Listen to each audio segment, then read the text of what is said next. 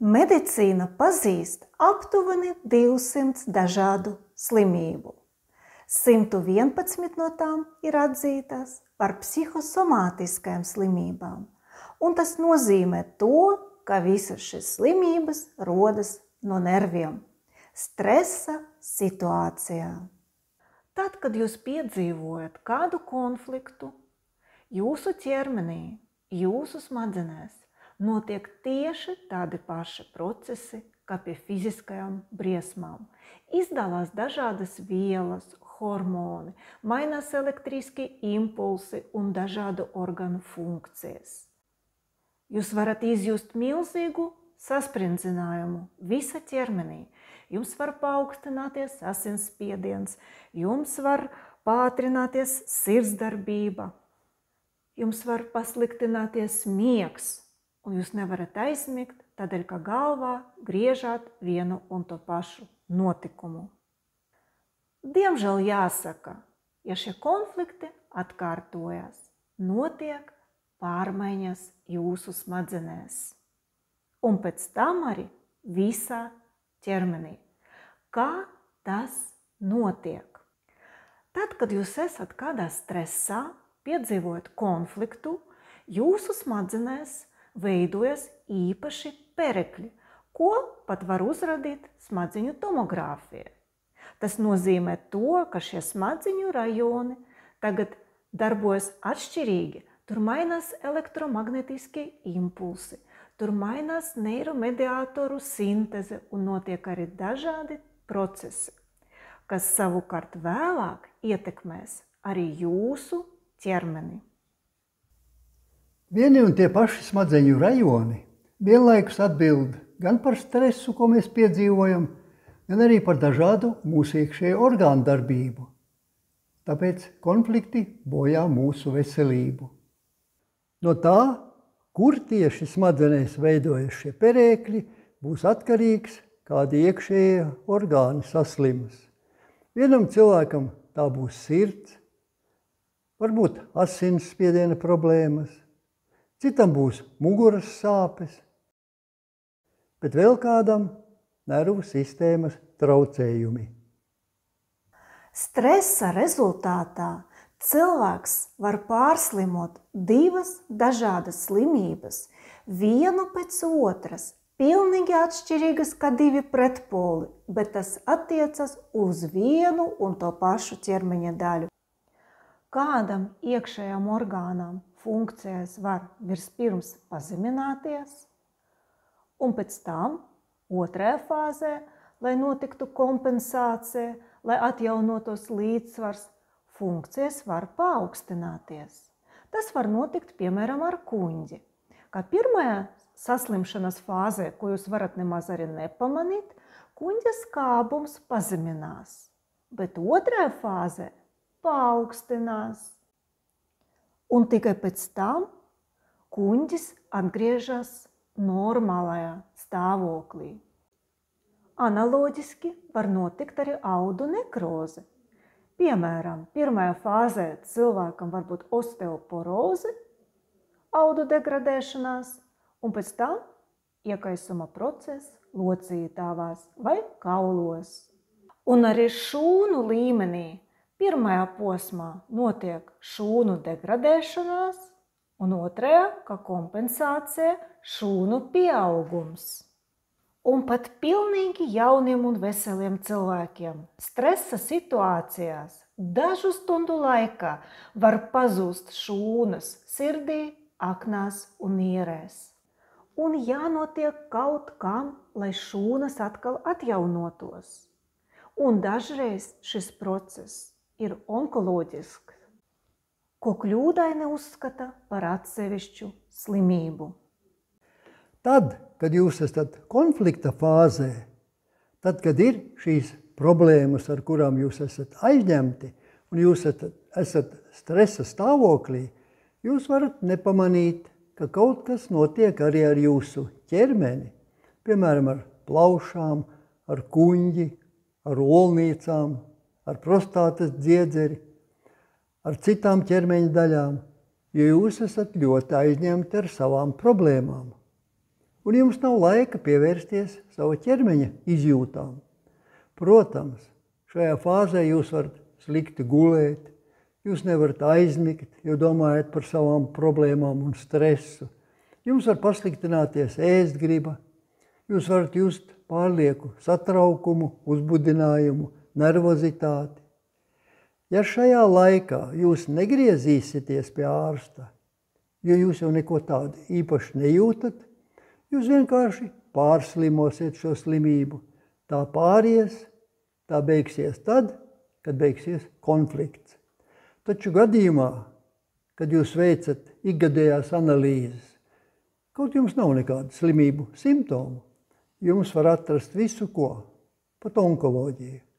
Un tad rodas vēl viens jauns konflikts, diagnostikas konflikts, jo tagad ir par maz, ka jums jau ir problēmas darbā vai ģimenē, jums nāk klāt problēma jūsu slimības sakarā, kas no medicīnas viedokļa var būt arī neārstējama. Neirofiziologi apgalvo, ka gandrīz katrs cilvēks 1 vai 2 reizes gadā var saslimt ar leikēmiju, ar asins vēzi. Saslimšanas laikā cilvēks jūtas slikti. Taču savu slikto sajūtu cilvēks var norakstīt, piemēram, uz kādu pavasara depresiju, nespēku, enerģijas trūkumu vai vienkārši nogurumu. Un ja šajā laikā cilvēks negriežas pie ārsta, neveic nekādas analīzes, viņš dabiski pats iziet ārā no šīs slimības, atveseļojās, pat neko speciāli nedarot. Tā ir mūsu dabiska organisma gudrība. Taču, ja šajā laikā cilvēks nejauši nodod analīzes, tad viņš no ārstiem uzzina šo briesmīgo ziņu. Un tad jau cilvēks pats vairs nevar atveseļoties. Viņš iet medicīnisko ceļu, jo tagad viņam ir izraisīts jauns konflikts, diagnostikas konflikts. Iedomāsimies situāciju. Jūs pārdzīvojat stresu, kaut kādu konfliktu, bet jūs negriežaties pie ārsta, neveicat nekādas diagnostikas, jūs vienkārši izslimojat to, kas tur bija. Konflikts ir atrisināts un viss it kā labi. Jūs atradāt jaunu darbu, varbūt no jauna apprecējāties, aizgājāt atvaļinājumā vai pensijā, viss jūsu dzīvē sakārtojās. Bet kas šajā brīdī notiek ar jūsu ķermeni? Tieši šajā brīdī, kad konflikts ir atrisināts un beidzot jūs varat sākt normāli dzīvot, sākas visādas veselības problēmas. Un tieši tad jūs pamanīsiet slimību, kas skar to pašu ķermeņa daļu, kas jau bija pirmajā fāzē. Tikai tagad tas jau būs sāpīgāk, nepatīkamāk. Šajā brīdī daudzi cilvēki griežas pēc palīdzības pie mediķiem un, protams, viņiem kaut ko atrod. Daudzi mūsu pacienti un skolnieki dalījās ar mums, kad visas viņu veselības problēmas, dažādas slimības, pat neārstējamas slimības, sākušas tieši tad, kad viss dzīvē bija sakārtojies. Tad, kad konflikts ir atrisināts, sākumā cilvēks jūtas ļoti labi. Taču viņam ir kaut kāds nespēks. Viņam gribas vairāk gulēt, vairāk atpūsties, var arī paaugstināties apetīte. Taču ar katru dienu cilvēks jūtās ar vien sliktāk. Un neskatoties uz to, ka cilvēks tagad arī labi guļ, viņš var izjust dažādas sāpes, jo viņam veidojas tūska dažādu iekšējo orgānu rajonā. Un ne tikai orgānos, bet arī smadzenēs. Tad, kad smadzenēs veidojas tūska, to orgānu rajonā, ko smadzenes apkalpo, tad cilvēks jūtas briesmīgi. Viņam var būt šausmīgas sāpes, viņam var paaugstināties temperatūra, viņam var būt kāds iekaisums, vai arī tīri fiziski viņš ķermenī redz šo tūsku pie potītēm, uz sejas, uz citām ķermeņa daļām. Jums jāsaprot, ka šajā brīdī cik arī smagi un grūti jums nebūtu. Drosmīgi un pacietīgi izejiet tam visam cauri, jo tā ir krīze, pēc kuras sekos sadzīšana, kas noved pie atveseļošanās. Un atveseļošanās būs ne tikai psihiska, bet arī ķermeniska. Protams, sāpes ciest nedrīkst, un, ja ir nepieciešams, vajag lietot arī pretsāpju līdzekļus. Savukārt mēs ar Ēriku šajā atveseļošanās laikā jums piedāvājam izmantot mūsu neiroplastikas seansus, kas palīdz audiem atjaunoties daudz ātrāk. Taču cilvēki nezina par šo ķermeņa bioloģisko programmu, par šo ķermeņa gudrību, kas ne tikai palīdz psiholoģiski atbrīvoties no konfliktiem, bet arī ķermeniski. Un šajā brīdī, kad viņam ir ļoti slikti, viņi aiziet pie ārsta, viņam tur kaut ko atrod, izraksta medikamentus vai piedāvā operāciju un rodas jauns konflikts. Diagnostikas konflikts.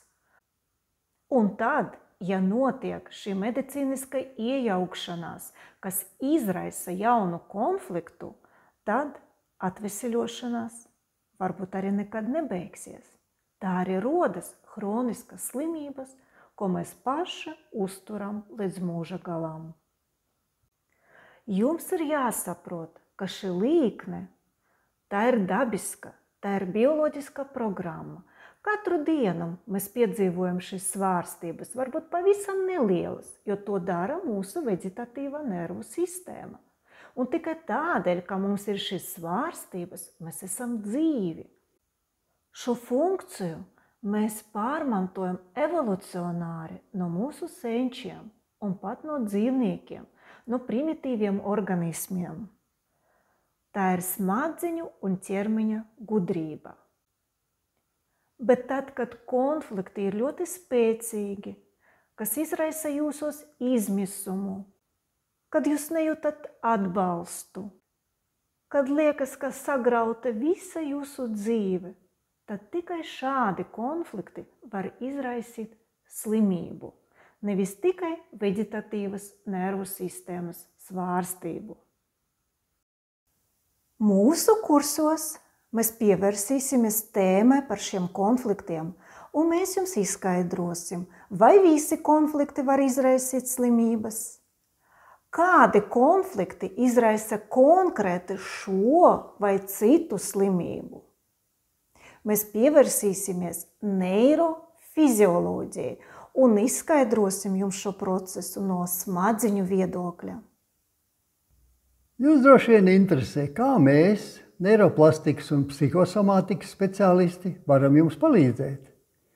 Pirmkārt, mēs organizējam kursus, kuru laikā mēs jūs iemācīsim atšifrēt, kurā konflikta fāzē jūs atrodaties pašlaik. Vai jūs esat aktīvajā fāzē, vai arī jūs jau esat atrisinājuši savu konfliktu un ejat uz atveseļošanos, kad notiek sadzīšana, līdzsvarošanās. Un atkarībā no tā jūs izpildīsiet dažādas tehnikas, pielietosiet dažādas neiroplastikas metodes, ko mēs jums piedāvāsim. Otrkārt, kursu laikā mēs runāsim par to, no kurienes nāk jūsu stratēģijas, tā vai citādi reaģēt uz dzīves notikumiem. Un treškārt, apzinot to jūsu reakciju uz dzīves notikumiem īpatnības, kas jums nepatīk, kas jums traucē pilnvērtīgi dzīvot, mēs palīdzēsim jums ievirzīt šīs jūsu programmas jums vēlamā pozitīvā gultnē. Droši vien jūs man piekritīsiet, ja teikšu, ka iemācīties nekad neslimot ir arī jūsu lielākais dzīves sapnis. Un izprotot savu dzīves konfliktu dabu, jūs iemācīsieties nekad vairs neslimot.